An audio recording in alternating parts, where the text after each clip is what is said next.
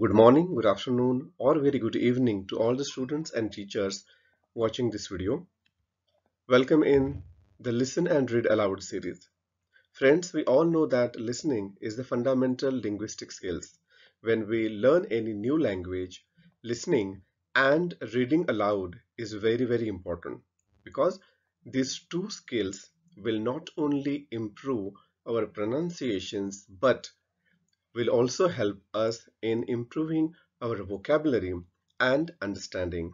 So, in this series, you are going to listen to the loud reading done by me and you are going to read aloud with me, along with me. So, please open your textbooks and be ready for reading aloud. In this particular video, we are going to read aloud chapter number 1.4, that is The Story of Tea. So students, open your books on page number 17 and be ready with a pencil so that you can underline all the new words that you will come across. Before we move forward, I would like all of you to subscribe the channel for all the future notifications and videos. The story of tea. Let us begin with the question. Can you name the most widely consumed beverage in the world after water? Perhaps many of you have guessed the answer. The most popular beverage in the world is tea, the fresh, aromatic brew with which people like to begin their day. It has a refreshing, astringent flavor. It is actually made by brewing, that is, by infusing in boiling water the leaves and shoots of a plant whose botanical name is the Camellia sinensis. The leaves are at first dried, cured, and processed before they are packed and sold to us. Camellia sinensis is an evergreen plant that grows in tropical and subtropical climates.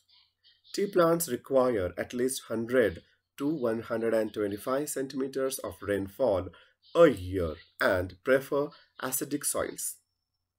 Many of the world's best tea estates are located on hill slopes at elevations of up to 1500 meters.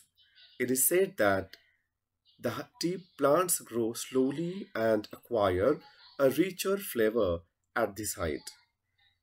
When the plants mature, only the top 1 to 2 inches of the plant are picked. These buds and leaves are called flushes. A new flush appears on the plant every 7 to 10 days during the peak growing season. Left to grow on its own, the tea plant may actually grow into a small tree. But in all tea gardens, the plants are pruned and kept at a height of about 3 feet, that is, waist high, to enable easy plucking of the leaves. The teas we buy are usually classified according to their leaf size. Accordingly, we have first Assam type of tea, characterized by the largest leaves. Second, China type, characterized by the smallest leaves. And third, Cumboard, characterized by leaves of intermediate size. We have three very distinct and different tea growing regions in India. Each of these regions is famous for the special type of tea it produces, which are unique in taste, aroma, strength, and flavor. The three regions are Darjeeling in northeastern India, Assam in far northeast India, and Nilgiris in South India. Most people agree that tea is a refreshing drink. It contains no carbohydrates, fat, or proteins.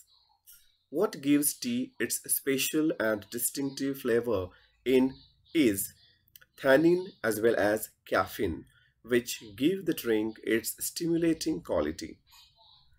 How and when did people first begin to drink tea?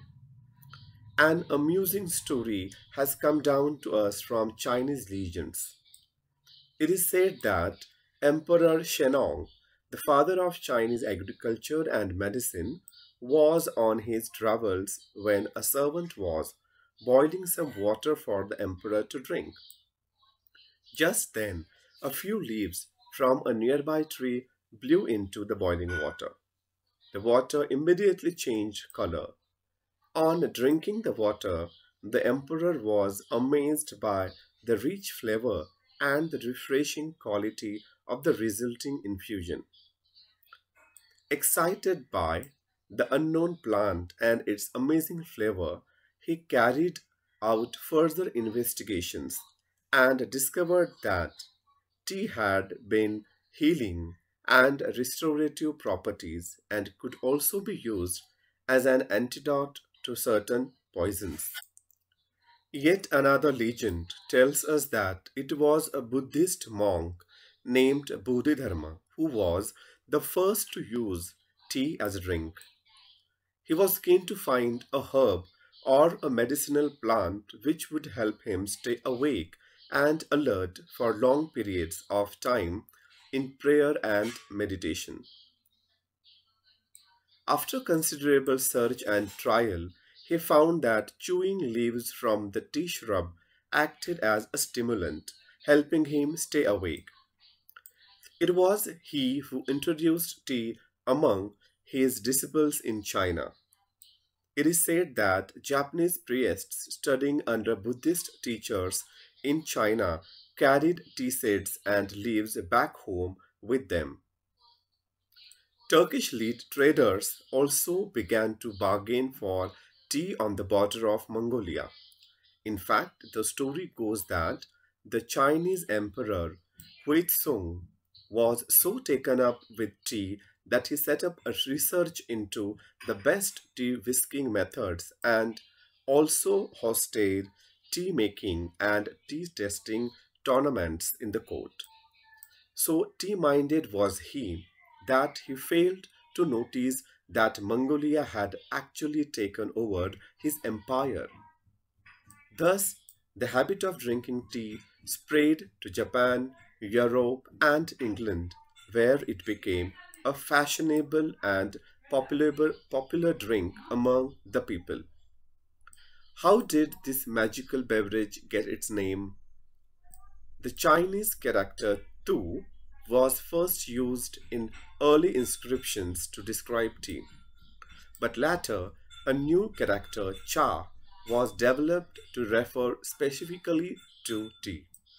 The word cha is now sometimes used in English to refer to China tea, and as we all know, it is very close to the Hindi word chai, which is used all over India to refer to tea. How did tea first come to India? Historians think that tea had been known in India as a medicinal plant since ancient times. But tea was not drunk for pleasure until the British began to establish plantations in the 19th century. In the 1770s, the British East India Company made several successful attempts to grow tea in Bhutan and Assam with seeds from China. Although these attempts failed, the botanist Robert Bruce in 1823 discovered tea plants growing wild in the upper Brahmaputra valley. In May 1838, the first Indian tea from Assam was sent to England for public sale. Since then, India has gone on to become one of the leading producers of tea in the world. Tea lovers claim that tea may be able to reduce the risk of cancer, control blood pressure, fight viruses in our body, and actually help us live longer. Our body produces chemicals called free radicals. They can damage our body and our health. Tea contains antioxidants called flavonoids. Scientists believe these help to protect our system against free radicals. For many people, tea is a popular drink to have with friends. In many countries around the world, tea drinking is an important social occasion. Japan, China, Russia, and Korea have special tea ceremonies and traditions. These ceremonies give people the time to relax and enjoy the taste and the smell of the tea. Most people in Japan belong to a tea club where they go every week to take part in the tea ceremony. Ordinary people also feel that tea ceremonies are spiritual occasions that are closely associated with their religion. Tea, they say, is a healthy, enjoyable, and stimulating drink full of good qualities. It reduces loneliness and calms your heart. It is a comfort in everyday life. Many Koreans today still have tea ceremonies for important occasions, including special birthdays and anniversaries. In most areas of China, the tea is made in small clay teapots. At tea ceremonies, cups are only half filled. The Chinese believe that the rest of the cup must be filled with friendship and affection. In Russia, tea is made and served in samovars, a special Russian tea kettle made of metal. Vietnam produces special varieties of tea such as lotus tea and jasmine tea. In Japan, tea is made using powdered green tea called matcha. The tea is mixed with boiled water using a bamboo whisk and served in small bowls. And how about India? A cup of tea is offered to any guest or visitor as a token of hospitality, even in the humblest of homes. Most Indians like their tea hot with a good deal of milk and sugar in it. In the rainy season, it is brewed with ginger to give it additional medicinal properties. Others add spices like cardamom, cloves, or mace to add to its taste and flavor. Tea is a must after a plate of spicy snacks, especially in the morning and evenings. Some connoisseurs relish delicately flavored jasmine tea, green tea, lemon tea, and even iced tea. How about you? So, students, I am very sure that you must have underlined all the new words that you have come across. So kindly search for their meanings in online dictionary or printed dictionary and try to use them in new, different, meaningful sentences. Thank you so much for watching this video.